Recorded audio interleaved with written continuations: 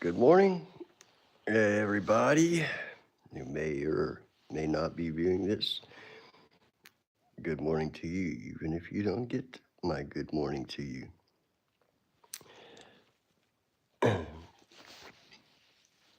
Yeah, a little bit of wordplay there as we idle around for these 60 seconds or so. I'm going to be kicking off God Hour Live at the top of the hour for no particular reason. This is still the first hour of my day. You may say, hey, you're lazy. Why do you get up you know, why don't you get up before 9 o'clock, 9:30, whatever it was? But that's something that we can talk about. I'm not going to be trying to defend myself, but fact of the matter is some of us have to work late and we have to rest our bodies. So therefore we sometimes have to sleep late. Um, but it's 10 o'clock. So without further ado, our verse of the day came from 1 Timothy chapter 4, verse 12. Let no man despise thy youth, but be thou an example of the believers, in word, in conversation, in charity, in spirit, in faith, in purity. Now,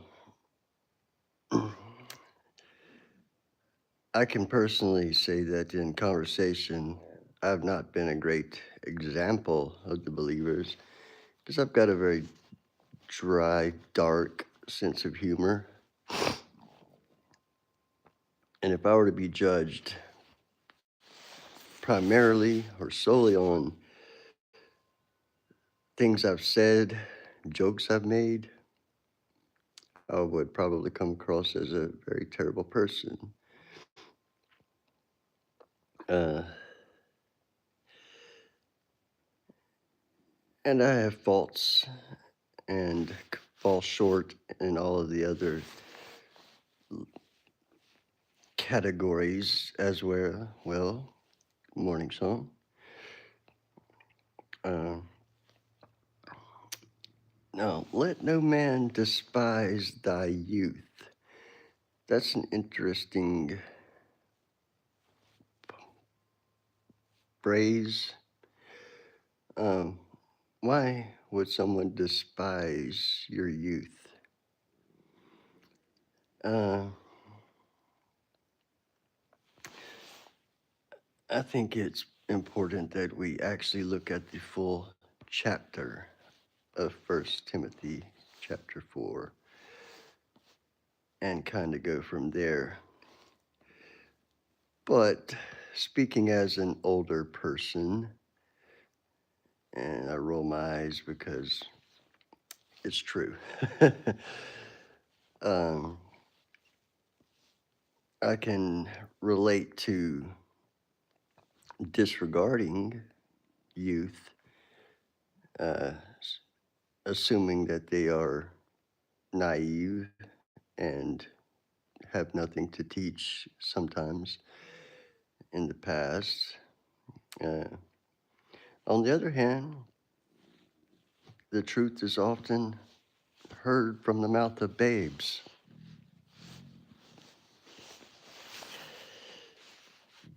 Uh, 1 Timothy chapter 4. Now, this is a very pretty short chapter. Let's just read through it a bit. Now, I would assume Timothy wrote this, or at least it was biographied as Timothy's, because this is not a gospel, so, in the traditional sense.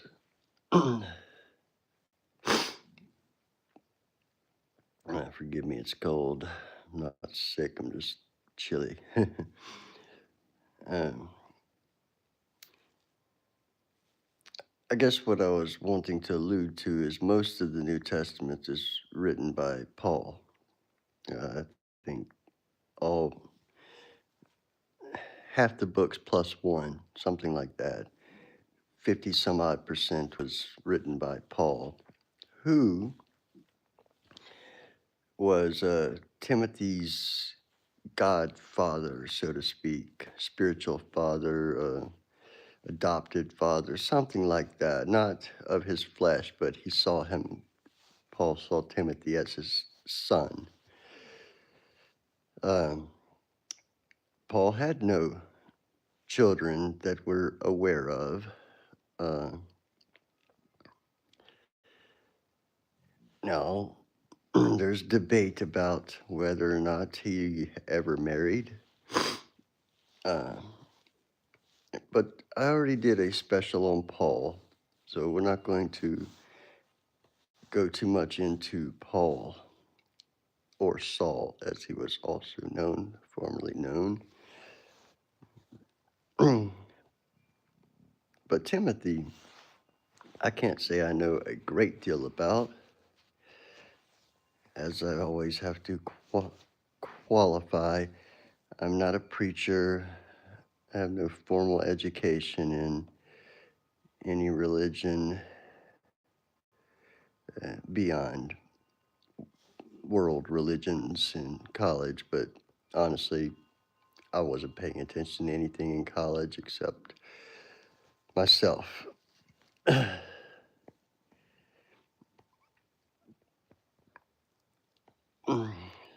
But I'm trying to reconcile in my own mind here, let no man despise thy youth.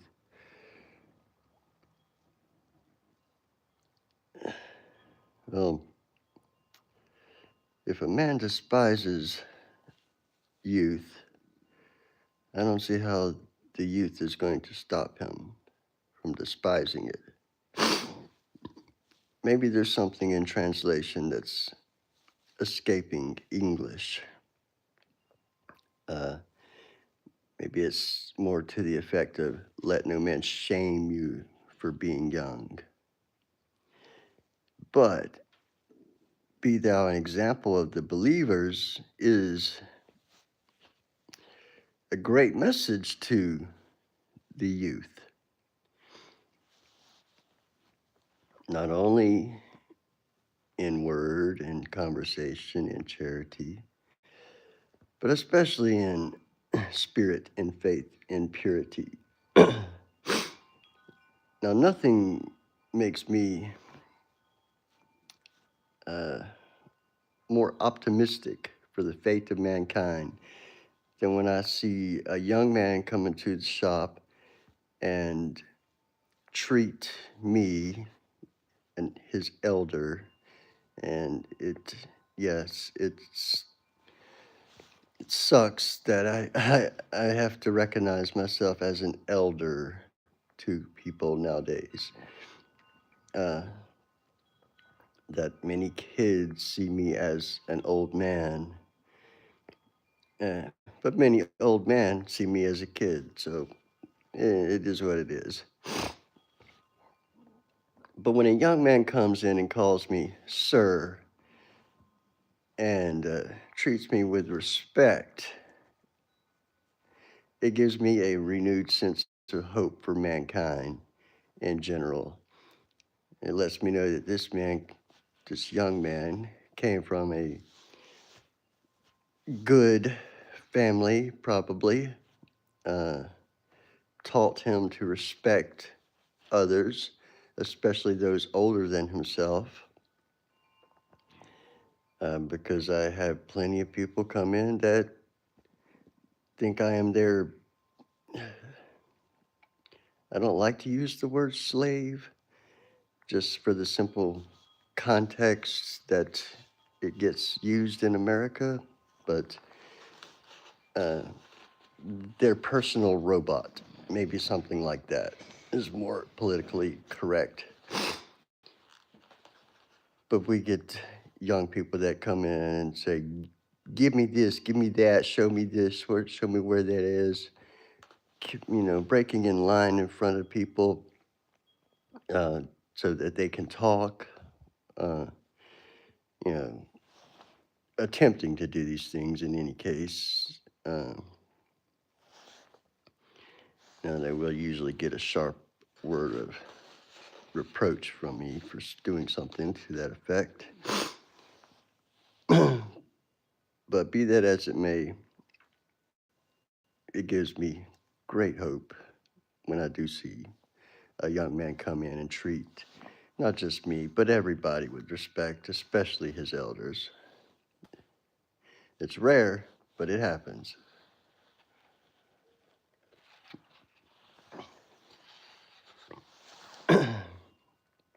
Moving on to verse 13. Till I come, give attendance to reading, to exhortation,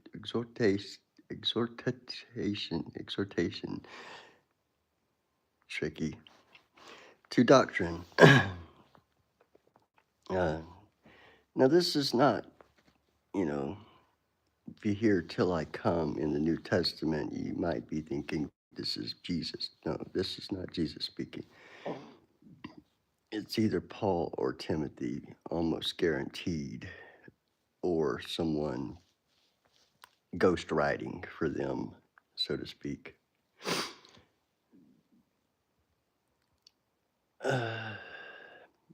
I'm thinking that this is Paul sending a letter to Timothy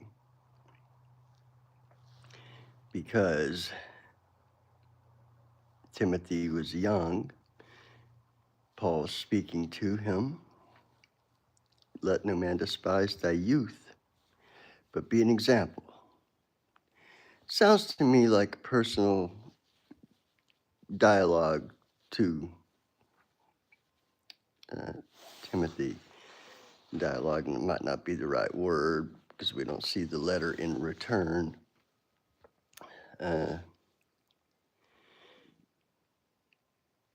That seems to make more sense, that this is Paul speaking, writing a letter to Timothy, which is basically how all of Paul's books are. They were letters written to various peoples, the Colossians, the Galatians, the Thessalonians, the Corinthians, and so on and so on. So no reason to think this is not just a letter to Timothy, his spiritual son. And of course, you also then have 2 Timothy, another letter, perhaps. I don't know. That's why I'm talking these things out.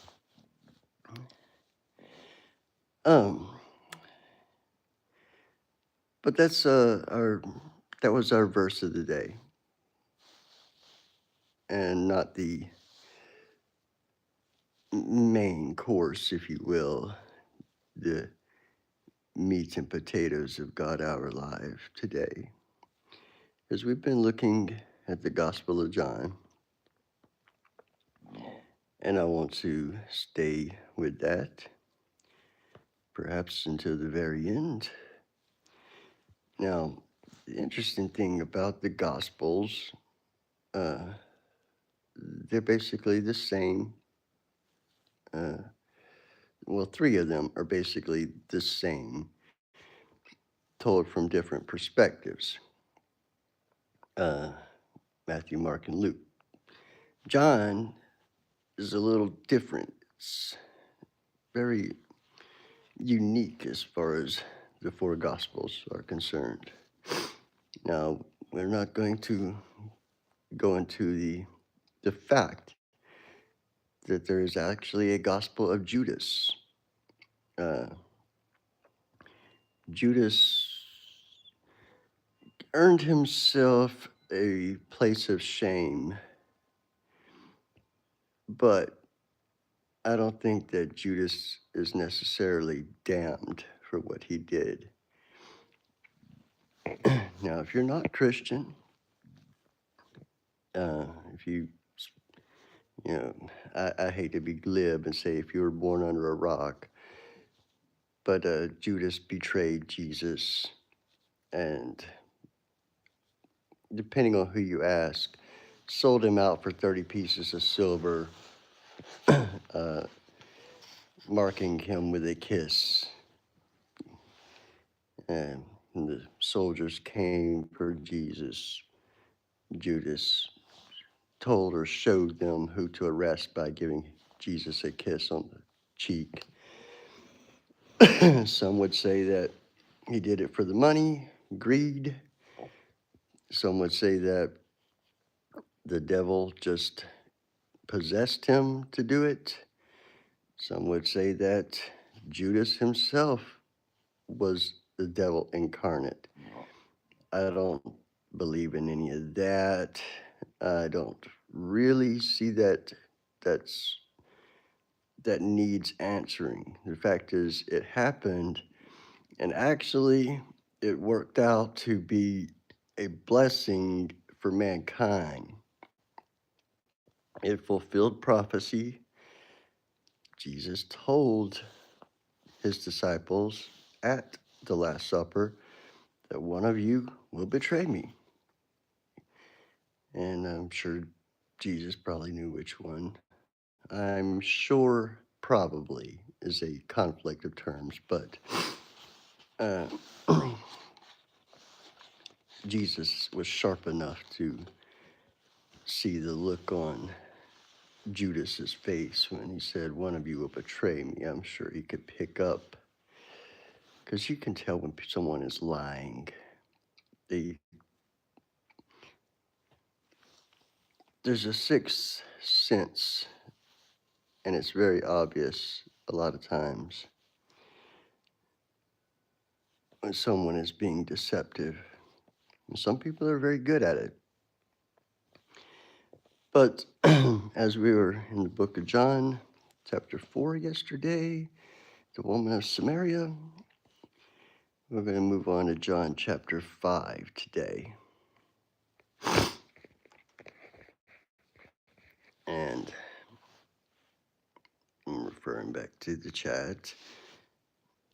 Yes, same here, of course. Shown guilty of judging younger people and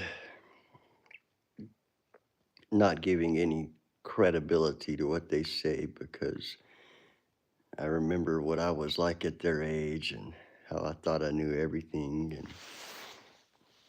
therefore I'm kind of biased against kids. And by kids, I mean people that are under 30, under 25 maybe. On the other hand, there are some very mature kids I met. I wasn't one of them. John chapter 5 is captioned initially, "At another festival." This module.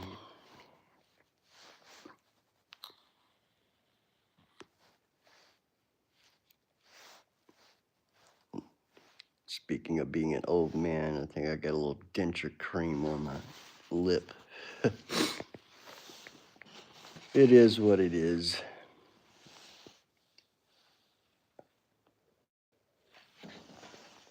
Now, after this, in John chapter 5, verse 1, after this, which would have been after the events of the woman of Samaria, there was a feast of the Jews, and Jesus went up to Jerusalem. Now there is at Jerusalem by the sheep market a pool, which is called in the Hebrew tongue Bethesda, having 5 porches. Side note, these porches can be seen today. Verse 3, in these lay a great multitude of impotent folk, of blind, halt, withered, waiting for the moving of the water. Now, impotent in this case doesn't mean they need Viagra. It means lack of potency or power, weak, blind, halt, which means stopped, withered, waiting for the moving of the water. Verse 4. For an angel went down at a certain season into the pool and troubled the water. Whosoever then first after the troubling of the water stepped in was made whole of whatsoever disease he had. And a certain man was there which had an infirmity 38 years. So a man that had been dealing with a disability, an infirmity, for 38 years. When Jesus saw him lie, and knew that he had been now a long time in that case, he saith unto him, Wilt thou be made whole? The impotent man answered him, Sir, I have no man, when the water is troubled, to put me into the pool. But while I am coming, another steppeth down before me. Jesus saith unto him, Rise, take up thy bed, and walk. And immediately the man was made whole, and took up his bed and walked. And on the same day was the Sabbath. Coincidence that we're talking about this on Sunday morning? I certainly didn't plan it this way. And we could segue into coincidence, and we might do that at the end of the chapter here. Anyway, verse 10, the Jews therefore said unto him that was cured, It is the Sabbath day. It is not lawful for thee to carry thy bed. And understand that you're not supposed to toil on the Sabbath. As I understand Judaism, I don't claim to understand it well, but I can relate. When I lived in Columbia, South Carolina, on Sunday, you could not buy clothing. There are many things that they would not even sell to you on Sunday until like after 2 p.m. West Columbia. This would be not, I don't know, Columbia itself also did the same thing, but it was what they call a blue law, city blue law. You go into Walmart and the apparel section would be marked off or closed off by the little rope things. And at 2 o'clock, they'd take them down. Point being, on the Sabbath, as I understand Judaism, you're not supposed to toil. Verse 11, he answered them, He that made me whole, the same said unto me, Take up thy bed and walk. Then asked they him, What man is that which said unto thee, Take up thy bed and walk? And he that was healed wist not who it was, for Jesus had conveyed himself away, a multitude being in that place. So, I'm trying not to not sound like a preacher. I'm just interpreting by hearing me read this out loud. That Jesus kind of was like a face in the crowd, almost a ghost in a way. Nobody really noticed him, and there were so many people there that he easily came in, saw this guy, healed him, and conveyed himself away, left, easily slipping through the crowd. Because if that had been noticed, that he had made a lame, disabled person walk again, who then picked up his bed, which is probably more of a pallet as we know it today, but you know, it's that man's bed. Uh, they would have been astounded, and they might have stoned him for witchcraft or something to that effect. Anyway, verse 14. Afterward, Jesus findeth him in the temple and said unto him, Behold, thou art made whole. Sin no more, lest a worse thing come unto thee. And that's a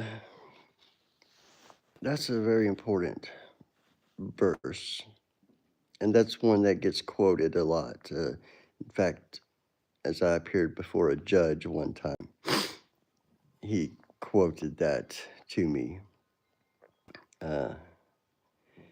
because my case was complicated. It wasn't clear if I'd done anything wrong, if I'd actually should be in court or in jail.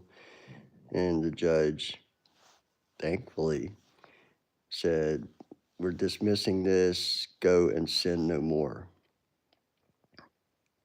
And he could have went ahead and said, lest a worse thing come unto thee. Be that as it may, verse 15, the man departed and told the Jews that it was Jesus which had made him whole. And therefore did the Jews persecute Jesus and sought to slay him, because he had done these things on the Sabbath day. Now, that seems a bit extreme, but understand that you didn't break Jewish law, which was to say God's law. To do that, the punishment was death. It's almost like treason here in America. If you betray the president and the United States, you may not have killed somebody, but your life is forfeit. If you sell nuclear secrets to a foreign power, I pity what they do, what you're going to have done to you. You'll probably be tortured and ultimately executed, despite torture being unconstitutional. Our law is very much different than Jewish law, is the point I'm trying to get to. Because it is written throughout the Old Testament of many offenses of which demand immediate stoning.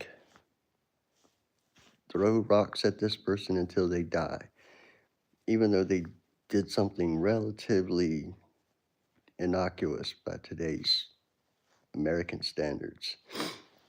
Now, I can't speak for the Jewish nation, Israel, or Jewish Orthodox Jews in general.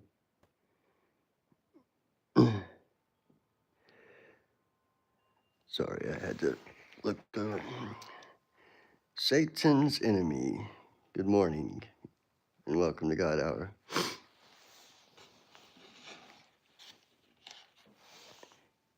I find your name interesting, and the enemy of my enemy is my friend. But Satan, the word itself, is in itself a translation of Lucifer, or not Lucifer. Sorry, that was an adversary. Satan was Lucifer, but then when he was cast down, he became the adversary, Satan. In any case, good morning to you.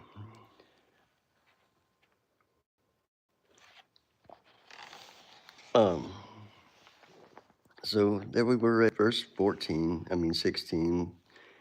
where the Jews were persecuting Jesus, sought to slay him because he had done these things on the Sabbath day.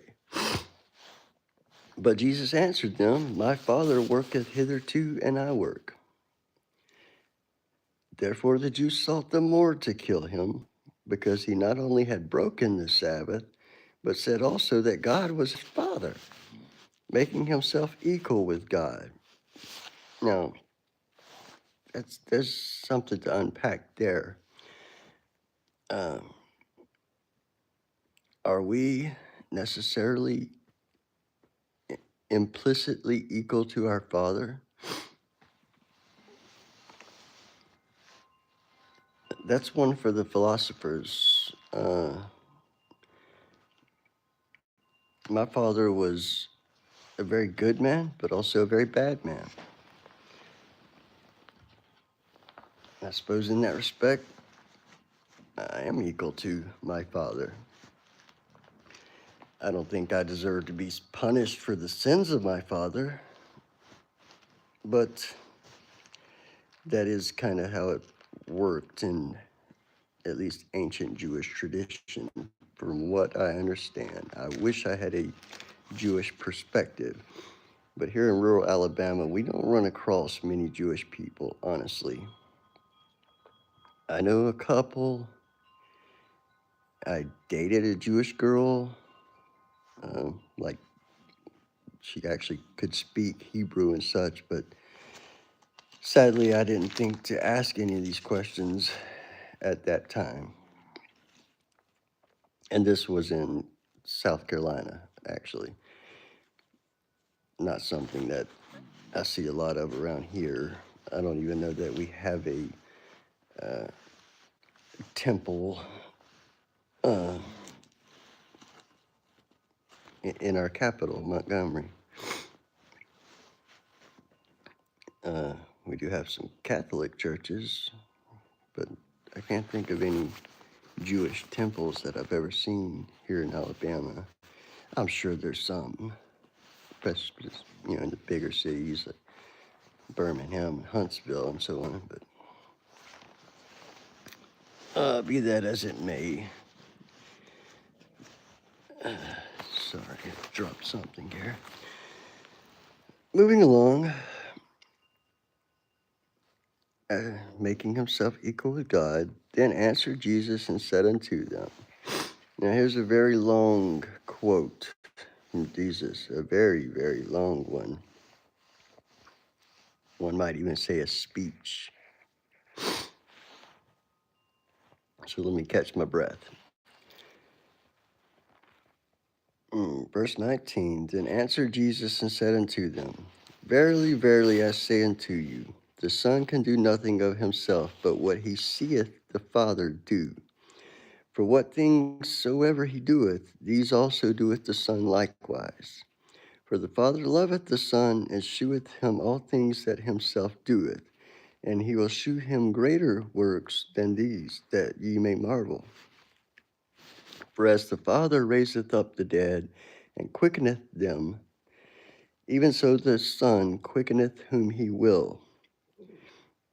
I'm going to have to pause a moment to elaborate on some of the language.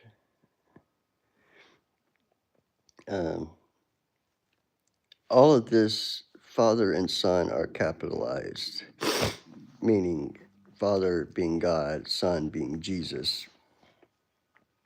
And I don't mean to insult anybody's intelligence, but quickeneth them, give life to, is a rough translation or definition of quickeneth them. It's an ancient way of referring to pregnancy, is for the seed to quicken in the womb. Even so the Son quickeneth whom he will. For as the Father raiseth up the dead and quickeneth them, even so the Son quickeneth whom he will. Verse 22, For the Father judgeth no man, but hath committed all judgment unto the Son, that all men should honor the Son, even as they honor the Father. He that honoreth not the Son honoreth not the Father which hath sent him. Verily, verily, I say unto you, he that heareth my word and believeth on him that sent me hath everlasting life, and shall not come into condemnation, but is passed from death unto life. Verily, verily, I say unto you, the hour is coming, and now is, when the dead shall hear the voice of the Son of God, and they that hear shall live. For as the Father hath life in himself, so hath he given to the Son to have life in himself, and hath given him authority to execute judgment also, because he is the Son of Man. Marvel not at this, for the hour is coming in the which all that are in the graves shall hear his voice, and shall come forth, they that have done good unto the resurrection of life, and they that have done evil unto the resurrection of damnation. I can of mine own self do nothing. As I hear, I judge, and my judgment is just, because I seek not mine own will, but the will of the Father which hath sent me. If I bear witness of myself, my witness is not true. Continuing with another paragraph, verse 32. There is another that beareth witness of me, and I know that the witness which he witnesseth of me is true. Ye sent unto John, and he bare witness unto the truth. But I received not testimony from man, but these things I say, that ye might be saved. He was a burning and a shining light, and ye were willing for a season to rejoice in his light.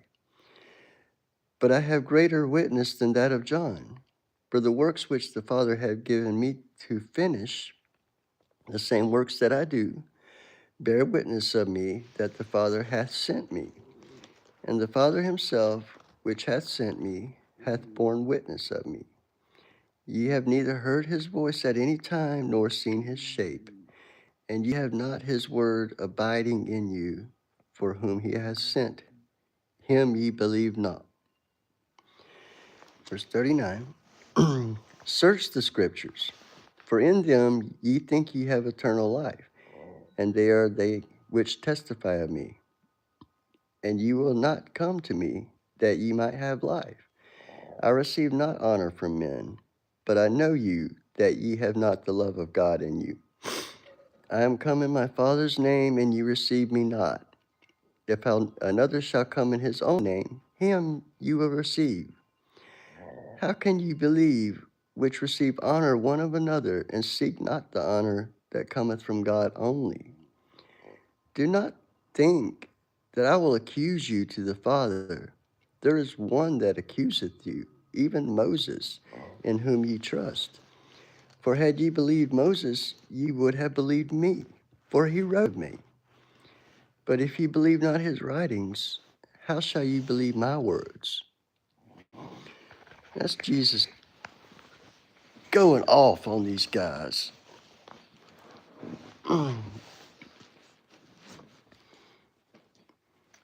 I can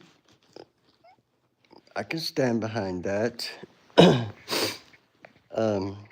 I wish I could quote it perfectly, but C.S. Lewis,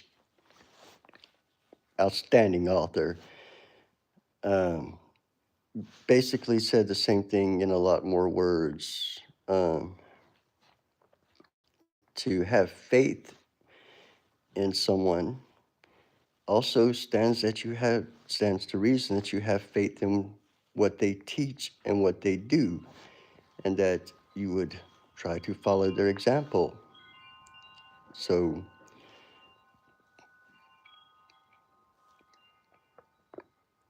to claim you have faith in Jesus is it's great, but you need to be able to back up that claim with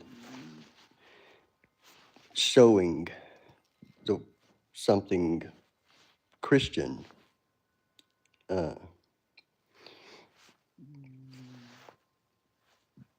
but not only when the world is watching, at all times. It's more to the point is you need to show God that you have faith in Jesus. I think. Again, I'm not a pastor, I'm not a preacher, I'm not a priest, I'm not a reverend, I'm not a bishop, and I'm certainly not a pope. I'm not a Catholic for that matter. um, but that's John chapter 5, and that is Jesus going off on these so-called religious, holy Jewish people, uh, telling them like, you are all just hypocrites. You, you can't believe it. If you had been reading your Bible, Moses, which in the Jewish faith is very, very, very highly regarded, as in the Christian faith, but even Moses foretold of Jesus. And to this very day, most Jews are still waiting for Jesus, the Messiah, that is to say.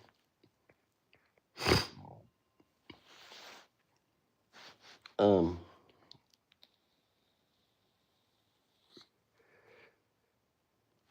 Now, I don't know if any of you have followed, what is it called? Tack Room Bible Talk. There's a YouTube channel with an old man with a beard, kind of country man, I guess. Good old boy. I watched a video by him yesterday called God is Not on Your Side. And that might sound a little controversial, but it's true, actually. I'm not a big fan of this particular, whatever people that make videos are called, creators, I guess. I refuse to call myself an influencer. I hate that word.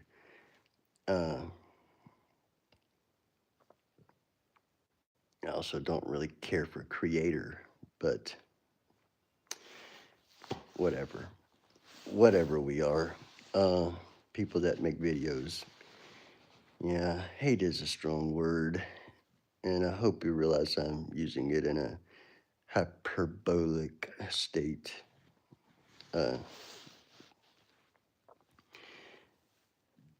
But his message was very on point. And therefore, I follow his channel. I just don't care for some of the ways that he presents himself. Sometimes it seems a little judgy to me. As an outright sinner with a past of even much more despicable sin, I know I have no right to judge anybody or condescend to shame anybody for what they do, which is kind of why I allow myself to smoke on camera or on the streams, is to emphasize that I am a sinner and that I'm no better than anybody that may be watching this video.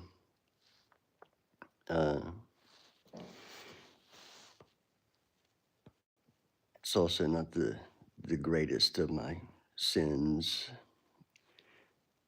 but I digress. The point this man was making was that God is not on your side or my side, because man is inherently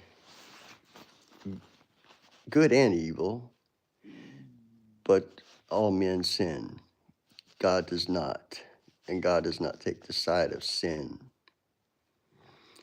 Therefore, God's not on our side, but we can be on God's side. And that's what we should strive to do, is to be on the side against sin, against evil. Um,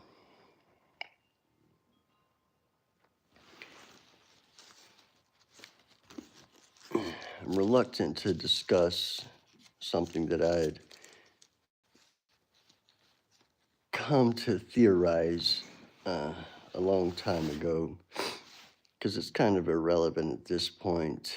I believe May 10th, 2010 is when I had my own personal revelation. I was in a car accident. Nobody else was hurt, just me. Praise the good Lord for sparing an innocent if I had killed an innocent person. Now, I wasn't drunk. I wasn't, they attributed the accident to being pure exhaustion. It's 3 a.m. returning from a grocery shopping trip while working a job and going to school full time. Probably just fell asleep at the wheel. Possibly had a seizure, because I've been known to have a seizure or two or 12 in my life. But I wasn't taking medication for seizures at that point. Mm.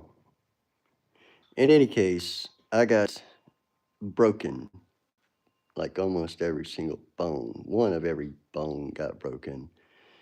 You know, 3 vertebrae. All of this is a total facial reconstruction. And frankly, I think they did a really good job. On the other hand, every time I look in the mirror, I see the flaws, the broken nose, of course. And look, I dropped my phone. I am imperfect. You can see the bone structure there, and I don't like looking at it. But it does serve to remind me that I needed that breaking down, and I needed to be humbled, and to stop thinking I knew everything, and to stop trying to figure out the greater mysteries. Like, stop trying to prove or disprove God on faith. And I was blessed with the sign, if you will, that there's a world beyond the physical. Now, I wasn't just shown that your religion is true. You no longer need faith because it's proven to you.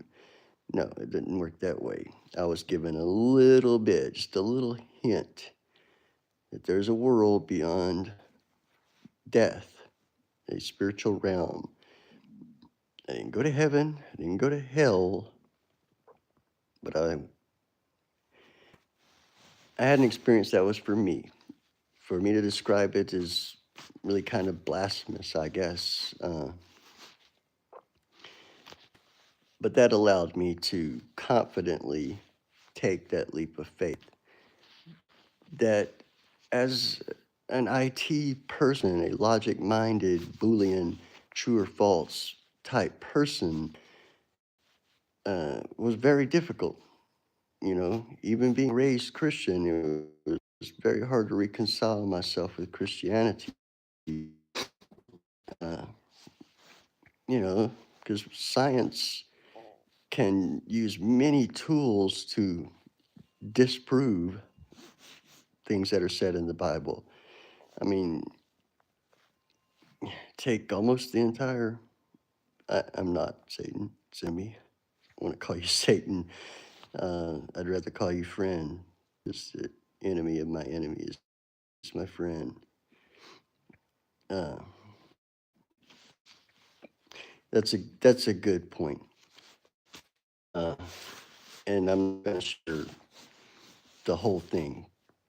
Just leave it that I was given a little bit of insight to reconcile my doubts, my agnostic tendencies.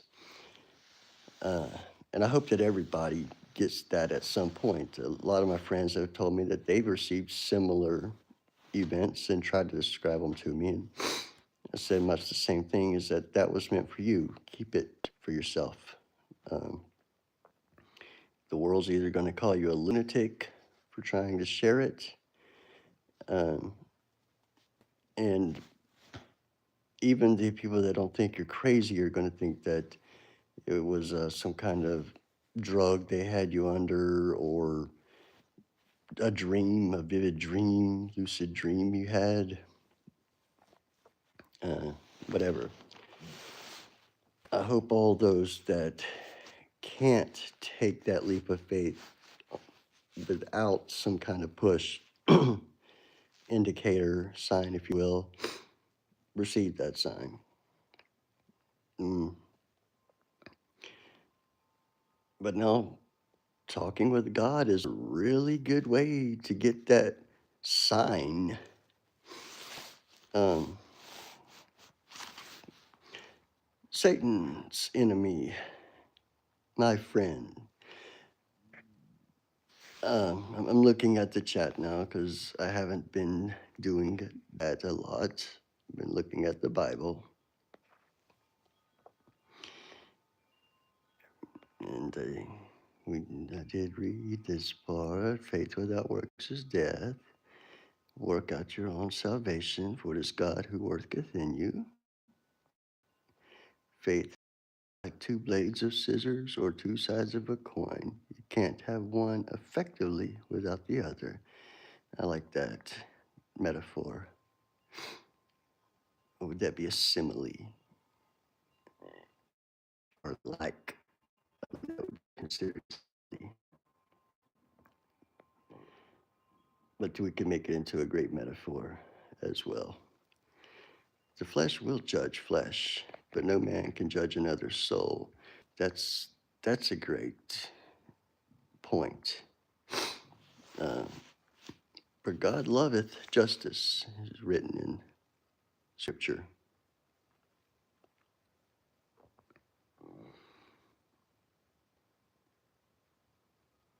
I guess I did, Sean. I was thinking more of Tim, but yeah, that's that was God speaking to you 101.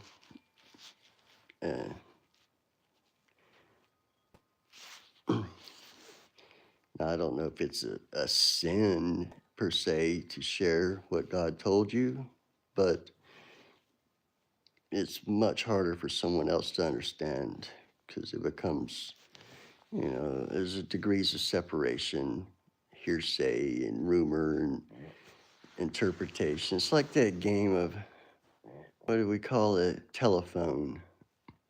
Back when we were little kids, we'd sat in a circle and the teacher would say a word or a phrase or something to one kid who would whisper it to the next kid.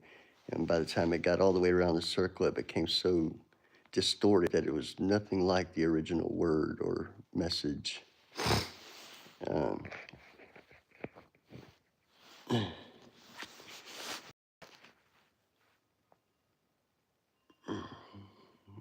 yeah, and I worry, uh, maybe I shouldn't, but I tend to overthink things and as such tend to worry. Uh, Satan's enemy, as you're here in conversation with us, and which I thank you for, how do you feel about uh, the English translations of the word?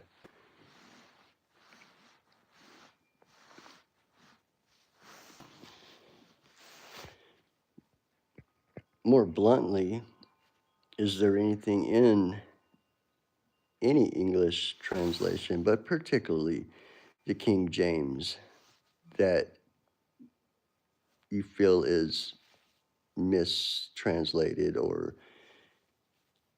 missing the point, that we can't rely on?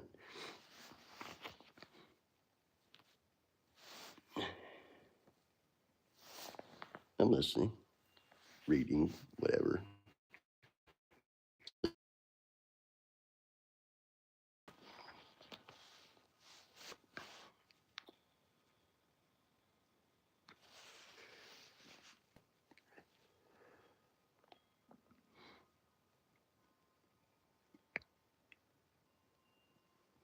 I feel that you have more to add.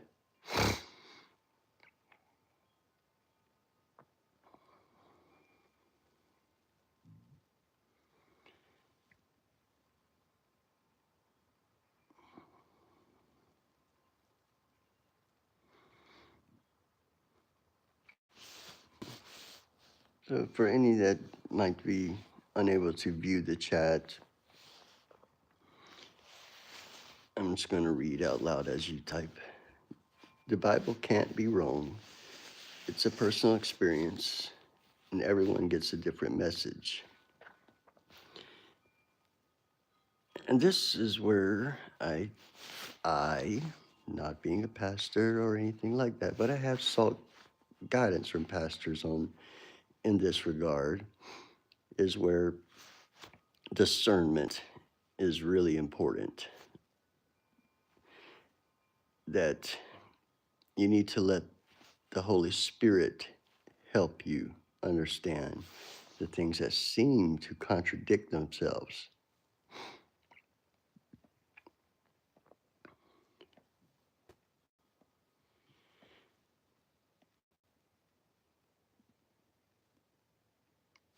And that is kind of a short, vague answer from me.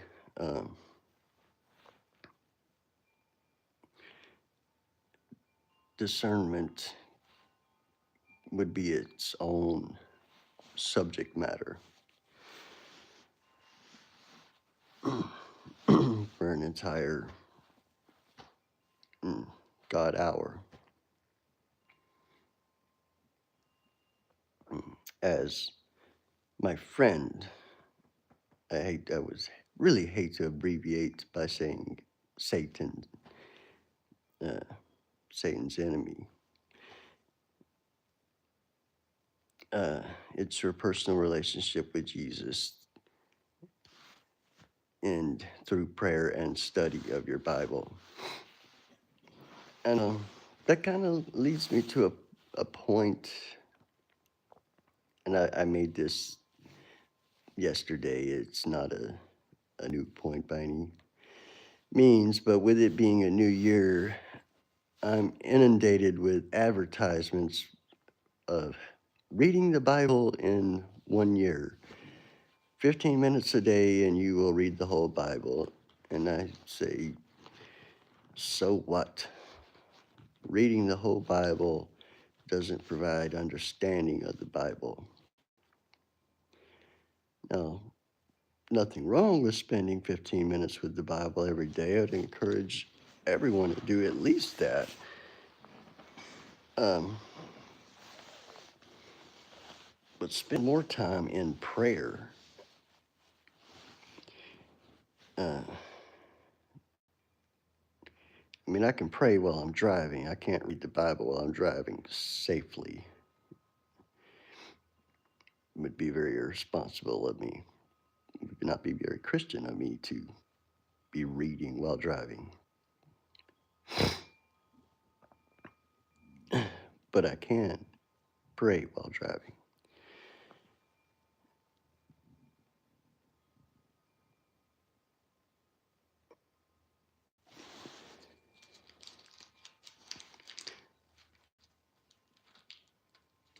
Absolutely. The devil is my enemy. And that is the definition of Satan, adversary, enemy. And that would be the devil.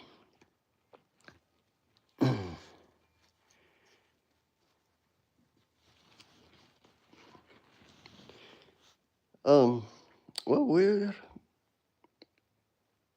approaching, we just hit the 1 hour mark. Well, 11 o'clock, I suppose, if we technically started at 10. I started the stream a little early to preface a few things. I suppose I should write a regular disclaimer. That way I don't have to make all of these little same miniature speeches every day about I am not a pastor, I am smoking, yes, I am a sinner, and so on and so on. Now, yesterday we talked about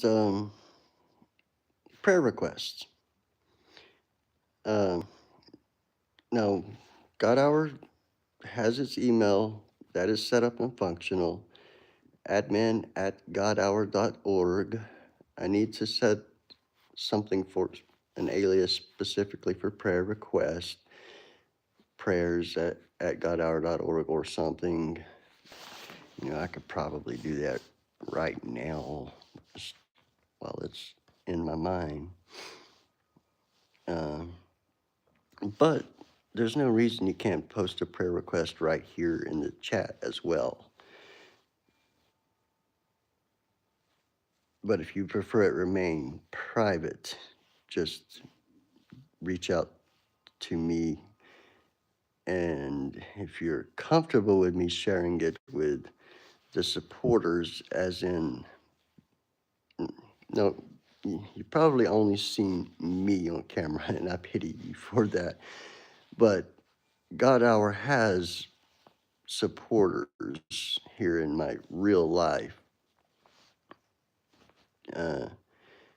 When I had been hosting a website, I had a list of these supporters, but Chris is one, Sean here is one, obviously, Tim.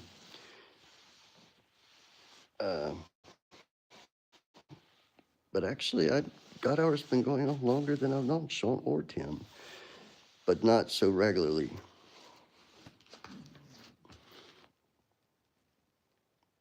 Naturally, Sean.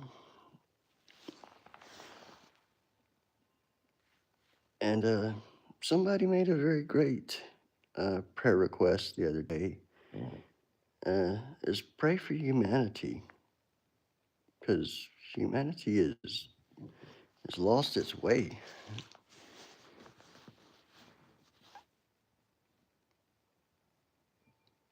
And I feel kind of weird praying for everybody on earth because I don't know everybody on earth, but God does.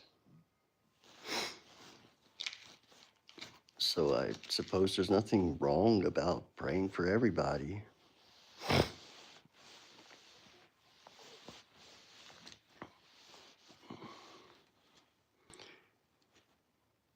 Yeah, I think God Hour started shortly before we met at the job there. That's probably 3 to 6 months before that, if not more. And you'll see YouTube videos going back, I think, to 2023. But I had a different forum for a while there, platform, I guess would be the word.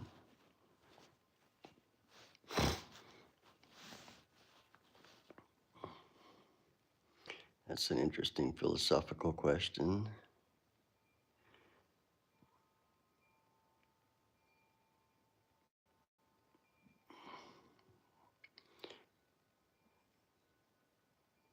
Is the devil humanity?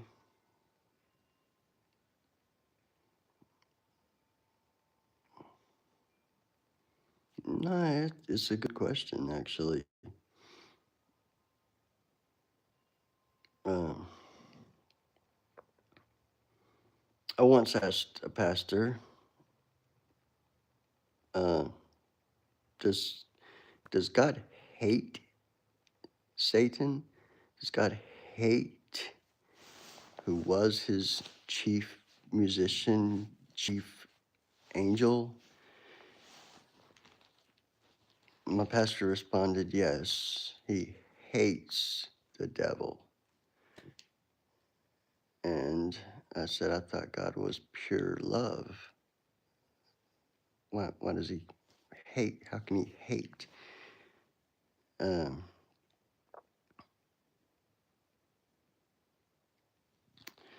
I see it more as pities the devil, but you reap what you sow. And the devil chose his own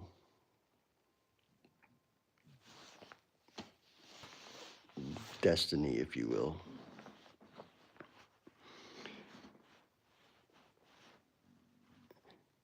But we're going to wrap up here. Uh, it's Sunday, but unfortunately, some of us have to work, myself included. And Sean, you working today?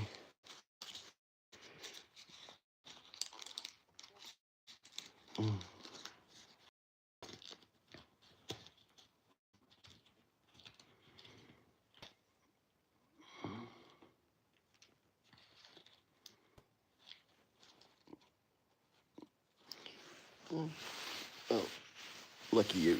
Spend some time with your family or something. Um, I need to get myself ready to go do my job. I'm not going to be so pretentious as to say go and serve uh, God and serve my community, but it's it's one and the same. Every job can be in the service of the Lord. Even if the Lord doesn't sign your paycheck. Uh,